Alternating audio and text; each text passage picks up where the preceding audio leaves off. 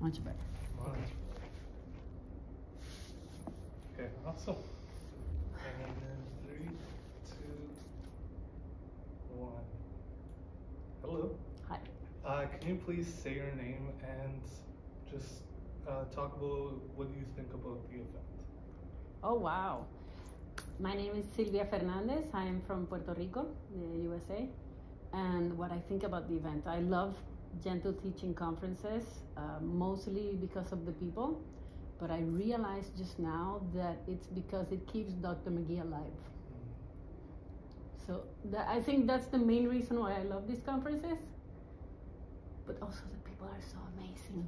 And you get dopamine everywhere because you're hugging everyone and you're learning to have a better life from everyone. Every person that signs up to talk about something, they're talking about their lives, they're talking about the people they help, and they're talking about how we can make our lives better. And that's just amazing how this can happen in only 3 days and people from all over the world. It's amazing. Some of my friends from many years ago, they're like, Sylvia, we haven't seen you. I'm meeting new people. I'm sorry. I like to meet people. So everything is so beautiful. Also in this conference specifically, everything is just so beautiful and so well put together. It makes you feel comfortable. It makes you feel taken care of, appreciated. Awesome. So when did you learn about gentle teaching? You have to buy my book for that. No. I learned from Dr. John McGee. I was his assistant in his last 2 years of life in Puerto Rico. We have a civil case there against my government of Puerto Rico for not taking care for the civil rights of adults with disability at some point in Puerto Rico. And so I was his assistant because he had a heart condition, and the judge in charge thought that he could use some help. So I was so happy and so privileged to be the one to be given that position. Wow. Can you share a story about how gentle teaching has impacted the way you live? How much time do you have? It's up to you. We're here all day. I have so many stories. So many stories. Gentle teaching has made me a better person, I think. It has made me realize how important it is to pay attention to detail. I have a PhD in psychology, a PhD in industrial organizational psychology, coaching, all of this. But gentle teaching, I think, was the key to bring all of it together. When I studied psychology, it was behavior that was most important. And Dr. McGee showed me, he didn't teach me, he showed me how to communicate with people. Not only with the presence, the hands, the voice, and the hands, and the eyes, but also like feel people. And for me, it was just so. At first, it was like a game when I met him, and I could see how he could bring someone that was really high and up and aggressive, but how he could bring them down to a peaceful state. It was like magic. It was I couldn't explain it. And then he would come to Puerto Rico for a week every month. So I thought every time he would leave, I was like, okay, I'm gonna find somebody that's really hard and see how he does this with someone really hard. Because there must be someone he can't do this with, you know? And I always would take him to the least well-behaved people, let's put it that way, in different homes around the island of Puerto Rico, and it was always like, he did it again. It was so beautiful. It was so beautiful and so surprising, because sometimes it's like it didn't take him much, because he was so honest with who he was with these people. He didn't have to hide. He could be like a child. He didn't have to be a grown-up. And I think that's what many people are missing in caregiving, in parenthood. They are wanting to be the grown-ups instead of just being themselves. I am like a child many times, and I love it, and some people can't deal with it, and some people are like, when are you gonna grow up? I'm 54, but I feel like I'm 25, or sometimes 15, sometimes 5. There's no way you're There's no way. I've seen 50 no bucks. surgery. Yeah, no kidding. But yeah, I think he was so, we could say down to earth, but that's not nearly close to what he was. Even the best story. There was this lady that was blind, intellectual disability, and she was hard to deal with for others, of course. And I was like, okay, McGee, what about see what he can do with this lady?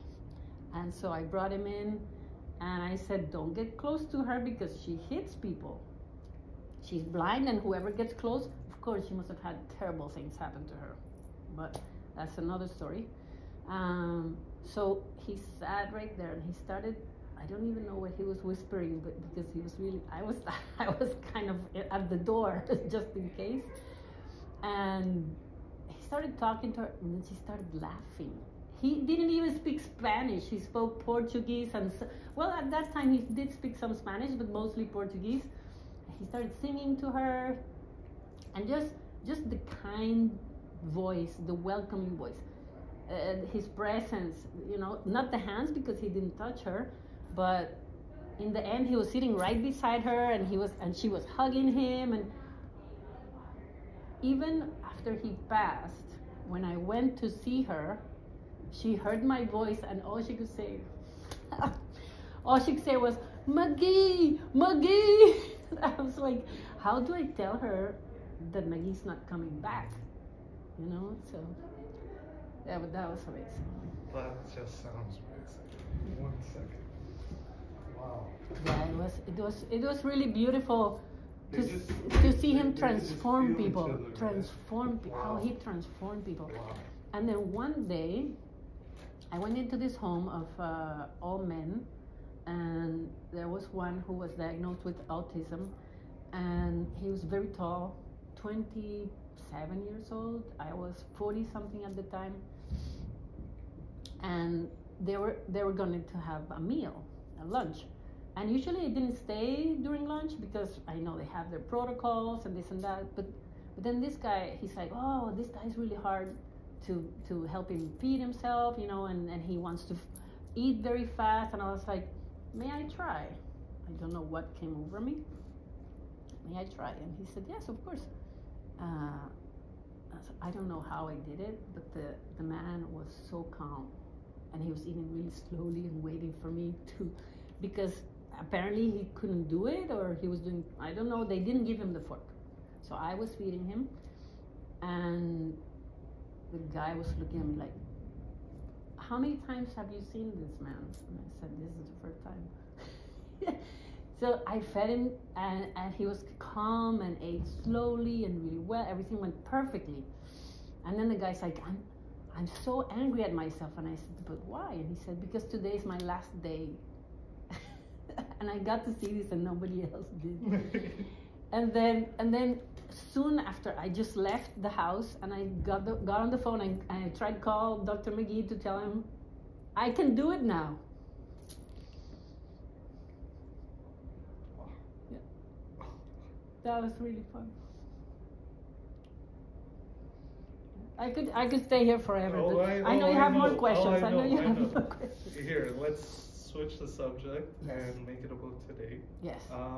So, considering we've seen a few speakers today, who's been your favorite and why, as far as stuff that they've been talking about? Well, I've only been able to see 3. The first one, Dr. Woodward, Charles, and he's amazing about talking about love and how you have to fill your love tank. I've heard him a couple of times, and I love his message. I think more people should listen to it, because even though it's something that we as caregivers know, and many will say, well, I work at an office. Yeah, but you work with employees, and maybe you have children, or you have a husband, or your parents, or your neighbors. The love tank needs to be full for everybody. I mean, you have to love yourself. And we hear it all the time, oh, you have to love yourself, but we don't know how. So it's how to love yourself. There's so many ways, but if you were lucky enough to have a parent that valued you and showed you how to feel valued, then you're a lucky person. I have the best mom in the world, the best dad in the world, the best stepdad in the world. So I am lucky that way. But people that didn't have that, they have to learn how to love themselves when they're adults. And for people that have trouble with that, I say, first of all, accept that whoever brought you up did the best they could. And sometimes that is really bad. They did the best they could. I promise you. Even if that was terrible, that was the best they could do. So then you have to take responsibility over loving yourself. And there are so many ways of loving yourself. You can go in the internet and find out. You can buy books about it. You can read. But many people take the short run and they say, well, my parents didn't, or my grandparents, or I had this, or I had that. You can have many excuses for not loving yourself. But is it really worth to have an excuse, or is it better to find ways to love yourself? So I encourage people watching this to find ways to love themselves, because it will be easier to live. It will be a happier life, more joyful, more fulfilling, and just everything becomes so easy when you love yourself. With the way society is, right? Like, I have sympathy to those type of people that don't know themselves, don't know how to love themselves, because schedules get hectic, right? You go work whatever hours and then it's like overtime, and then now you're at home and it's like, I don't want to be real with myself, don't want to tell myself what reality is, that I don't love myself, I don't whatever. Let me turn on the TV and let me just love this, you know, let me fill my love tank with a character, you know. And then that's why people idolize these celebrities, that's why people idolize these like movie characters and stuff, because they see a version of themselves in those people, but they don't understand the fact that they too can be like that person if they just give themselves time, just like how they're giving the show time, or they're giving this. So it's what is your name? Ali. Ali. Yeah. I'm Sylvia. Nice to meet you. Ali, it's very lovely what you're saying, but you know what I say to people that tell me what you just said? What? It's none of my business. Exactly. It's none of my business, other people. What do you mean by that? Yeah, when you said exactly, I said, okay, I didn't make myself clear. Many people are worried about the other people. Mm-hmm. But we're talking about ourselves. Exactly. Do you love yourself? Yes. Me too. Yeah. That's perfect. Mm-hmm. And that's the best we can do. Oh, I see what you mean. I see what you mean. Exactly. So okay. when people come to me, but what about the people that... Yeah, I said, it's none of your business. Mm-hmm. Each one of us are here to grow in a way, at a pace, or not, or go early or go late. But it's none of our business what other people are doing with their lives. I don't know why I had this thing, I had to help everybody, And then I realized, wait, this person doesn't need my help. This person doesn't want my help. And this person needs my help, wants my help, but is not ready for it. So since I realized that, which was not so long ago, maybe 10 years ago, I said to myself, I'm going to enjoy my life. And I'm going to make the best out of it. And I'm going to meditate, I'm going to eat healthier, I'm going to choose the people I spend time with, choose the people I talk with, and the people that want, need, and can accept and are ready for what I have to say to help them. It's not me helping them, it's them helping themselves, listening to what I have to say. But it's not my responsibility to help anybody. And of course, I don't have children, so that makes it easier for me. But I chose not to have children. So if you chose to have children, remember, you can help them so far, but you have to trust that they also have a journey. And it's easy for me to say again, because I don't have any children. But if you chose to have children, then find ways to help your children in some way, and find ways to also love yourself first. That was my message last year in Portugal in the Gentle Teaching International Conference. As a keynote speaker with Michael Levis, love yourself first, and everything will be easier. So why do you say, I love it? No, I no, love I it. love it because I'm just like, Go with me. I love I it. love it. I love I it. love That it. is so simple, and yet it feels uncomfortable, right? Exactly. I love myself. I love it. And then you say again, I love that. I'm just, it's just who I am. But I promise you, my whole life has always, like, I've seen different perspectives of everything. Like, I grew up, I was born in Iran, saw my family just have a life, right? And then we moved to Azerbaijan, and there I saw my family have nothing. Because it was just, this is 2001, we were supposed to come to Canada, and what happened in 2001? The World Trade Center, all that. So that got shut off, and now it's 4 years, because we got here in 2004, and so it's 3 years where I saw my parents struggle, and I'm a little kid, I see great and I see bad right away, and then, because they were just supposed to be here in 2001, and then it turns 2004, still not here, and I'm just seeing that, and then we come here and I see this perspective, and it's just like, I promise you, Sylvia, I'm as positive as can be. I love myself, I love everything about my life. I live by a motto that's like, get it how you live. Just figure it out how you live. That's how everyone is. It's not your fault that you don't have what this person has, and it's not their fault that they have what they have. It's just the cards that was dealt to them. They could go and mess that up. How we play with the cards we're dealt with. Exactly. Like, that's just what life is. Get it how you live. It's the cards that you have. Figure it out. There's no sulking, because there's no positive in feeling sorry for yourself. Or for others. Or for others. Like, just, it's all about perspective, right? People don't understand that, like, right now we're doing an interview and I'm talking, but the whole time I'm like, am I talking too long?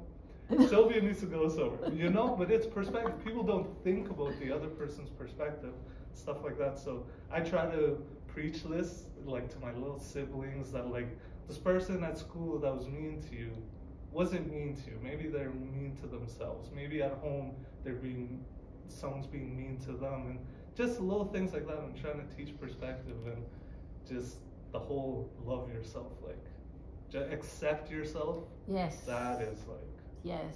Like, it's not your fault. You know, you didn't choose to get born into this family. You remind me of something. I was talking to someone earlier, and she said, my boy is, what did she say, is continuously testing my boundaries. And I said, your child is not testing your boundaries. Your child is testing your flexibility. Your child is testing how you adapt. Your child is testing, helping you grow. And you either go with it and grow and learn, or you stand there and say, no, you're wrong, and then you suffer. Yeah. So you decide. You let your child help you grow or not. It's up to you. Sylvia, you're the best. So, yeah, we're done. That was the last question. Okay. Thank you so much, Sylvia. Thank you, Ali. You're amazing. You're amazing. Thank I learned you. a lot. Thank you. Thank you. Well, did I give you my card? No. Here you go. I'm giving away 5 one-hour meetings. Okay. I charge $500 for that meeting. I'm giving away 5. Wow. So if you want it, go in my scan it. Okay. Go on my YouTube, and there's a video that says how you can win 5 meetings. Okay. Awesome. Will do. Thank you so much, Sylvia. Well, thank you for doing this. Cards are awesome. This is good stuff. Thank you so much. Are you gonna be here all 3 days? Yes. I told Michael I'm gonna come every day, so you better have different questions for me. Okay. I like sharing my